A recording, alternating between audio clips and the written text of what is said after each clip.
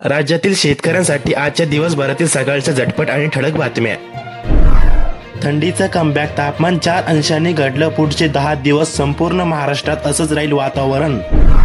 भाजपाच्या विजयानंतर गौतम अडाणी मुख्यमंत्री देवेंद्र फडणवीस यांच्या भेटीला सागर बंगल्यावर दोघांमध्ये 1.5 तास खलबते। बाळासाहेब थोरात दिल्लीत, खरगे शरद पवारांची घेतली भेट। पक्षांतर्गत बदलाची कोणती चर्चा नसल्याचा दावा। उदवट शिवारात हरभऱ्याची फुलगड, तुरीवर अळी, तज्ज्ञांचा सल्ला घेत फवारणी करण्याचे आव्हान। जालना तालुक्यातील पिकांना धोका। मार्करवाडी गावातील गावकऱ्यांचा उठाव, याची देश पातळीवर चर्चा। ही लोकशाही वाचवण्यासाठी लढाई असल्याचा नाना पटोलेंचा दावा। भाजपा युतीला लाडकी बहीणची गरज संपली, सरकार आता लाडका भाऊसाठी काम करणार। नाना पटोलेंची टीका।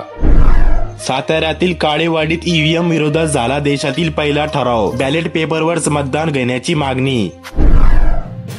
स्वस्त धान्य दुकानातील निकृष्ट धान्य वाटप विरोधात बीडमध्ये सामाजिक कार्यकर्त्यांचे लक्षवेधी आंदोलन।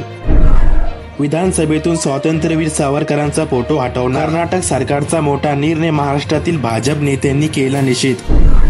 लाल कांद्यामुळे शेतकऱ्यांच्या डोळ्यात आले पाणी, क्विंटल मागे मोठी घसरण, काय मिळाला भाव? नाशिकचा भाव। एकीकडे श्रीलंका सरकारने आयात शुल्क मोठी कपात केल्यामुळे त्यांचा फायदा होऊन कांद्यांच्या भावात मोठी होईल वाढ, अशी अपेक्षा शेतकरी बाळगून होते। मात्र कांदा दरात सुधारणाऐवजी घसरण सुरू झाल्याचे पाहायला मिळाले। परिणाम, लालसगाव, मनमाड, नांदगाव आदी बाजार समित्यांमध्ये लाल कांद्याची सरासरी दरात प्रति क्विंटल 800 ते 1000 रुपयाची घसरण झाली आहे।